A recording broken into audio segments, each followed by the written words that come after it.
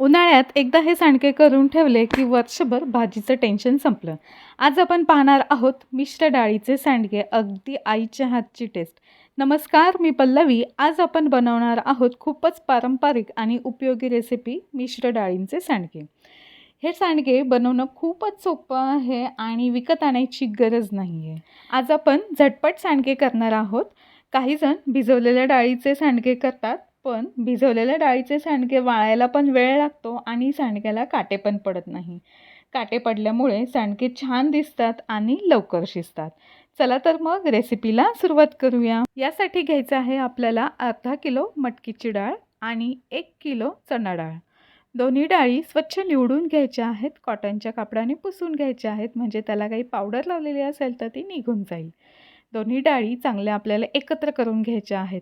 जर गिरणीवरती दळून आणणार असाल तर एकत्र करून घ्या किंवा मिक्सरमध्ये सुद्धा या डाळी दळल्या जातात. जाडसर आपल्याला या वाटून घ्यायच्या आहेत किंवा फिरवून घ्यायच्या आहेत. तर हे बघा, मी गिरणीवरती दळून आणलेलं आहे. रव्यासारखं आपल्याला बारीक दळून आणायचं आहे. यानंतर आपल्याला एका मिक्सरच्या भांड्यामध्ये घ्यायचं आहे लसूण. खूप सारा लसूण घेतलेला आहे. त्यामध्ये घालायचं आहे जिरं आणि 1 चमचा मी ओवासुद्धा यामध्ये घालून घेतलेला आहे. याने सांडग्याला खूप छान अशी खमंग टेस्ट येते. त्यानंतर आपण हे सांडग्याचं पीठ परातीमध्ये घेतलेलं आहे आणि हे पीठ आपल्याला खूप जास्त जाड पण नको आहे आणि खूप असं बारीक पीठसुद्धा नको आहे याचं. आता यामध्ये घातलेली आहे हळद, चवीनुसार मीठ घालायचं आहे आणि लाल तिखट तुमच्या आवडीनुसार. त्यानंतर आपण जी ही पेस्ट वाटून घेतलेली आहे ती पेस्ट घालायची आहे आणि भरपूर सारी कोथिंबीर घालायची आहे. कोथिंबीर घातल्याने सुद्धा खूप छान टेस्ट येते सांडग्यांना. आणि ही जी लसणाची पेस्ट आहे तीसुद्धा घालून घेतल्यानंतर सगळं आपल्याला छान असं एकत्र करून घ्यायचं आहे आणि पाणी घालून आपल्याला घट्टसर हा गोळा मळून घ्यायचा आहे. पिठाचा गोळा मळत असताना खूप जास्त घट्टही नाही आणि खूप जास्त मऊसुद्धा मळायचं नाही आहे. खूप जास्त घट्ट मळलं तर आपण हे जे डाळीचं पीठ काढून घेतलेलं आहे ते जाडसर आहे रव्यासारखं, तर ते व्यवस्थित भिजणार नाही आणि खूप मऊसर घातलं तर सांडगे व्यवस्थित तुटत नाहीत. तर हे बघा, अशा पद्धतीचं मध्यम कन्सिस्टन्सीचं हे पीठ असलं पाहिजे. हे पीठ आपण 1 तास भिजायला ठेवून देणार आहोत आणि त्यानंतर आपण हे सांडगे घालायचे आहेत.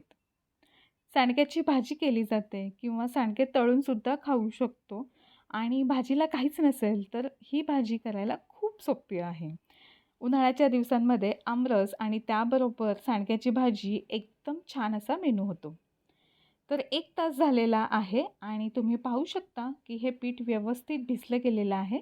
आता याचे सांडगे पाडायचे आहेत. त्याआधी मी हात पाण्यामध्ये घालून थोडासा ओला करून घेते आहे. त्यानंतर पिठाचा असा छोटासा गोळा घ्यायचा आहे आणि याचा थोडा पुढे असा लंब गोल करून घ्यायचा आणि अंगठ्याने आपल्याला असे हे सांडगे व्हिडिओमध्ये जसं दाखवले त्या पद्धतीने आपल्याला पाडून घ्यायचं आहे. बाकीची जी 3 पोटं आहे त्यामध्ये पीठ धरायचं आहे आणि अंगठ्याने सांडगे तोडायचे आहेत. तर हे बघा, अशा पद्धतीने हे सगळे सांडगे आपल्याला इथे घालून घ्यायचे आहेत. सांडगे घालत असताना मध्ये-मध्ये पाण्याचा हात लावायचा आहे, पण खूप जास्त पण पाण्याचा हात लावायचा नाही आहे, नाहीतर सांडगे पांढरे दिसतात. बारीक-बारीक सांडगे पाडायचे आहेत, कारण मोठे सांडगे शिजल्यानंतर भाजीत खूप मोठे दिसतात आणि मोठे सांडगे वाळायला पण खूप वेळ लागतो. तसंच भाजी करताना शिजायला पण वेळ लागतो. आता सर्व सांडगे घालून झालेले आहेत. 4 दिवस कडकडीत उन्हात हे वाळवून घ्यायचे, म्हणजे वर्षभर टिकून राहतात. सांडग्यांचा रंग उडू नये म्हणून त्यावरती पातळ असं कापड एखादं अंथरून ठेवू शकता, म्हणजे सांडग्यांचा रंग तसाच टिकून राहतो. आता हे 4 दिवस वाळलेले सांडगे छान असे काटे आलेले आहेत. या सांडग्यांची भाजी केली जाते आणि उन्हाळ्यात तळूनसुद्धा तुम्ही खाऊ शकता. हे सांडगे वर्षभर टिकून राहतात. भाजीला काही नसेल तर याची भाजी खूप छान होते. तर आजचा हा व्हिडिओ तुम्हाला आवडला असेल आणि याच्यातल्या ज्या छोट्या-छोट्या टिप्स सांगितल्यात त्या नक्की फॉलो करा. व्हिडिओ आवडला तर लाईक, शेअर आणि आपल्या यूट्यूब चॅनलला सबस्क्राईब करायला विसरू नका. धन्यवाद.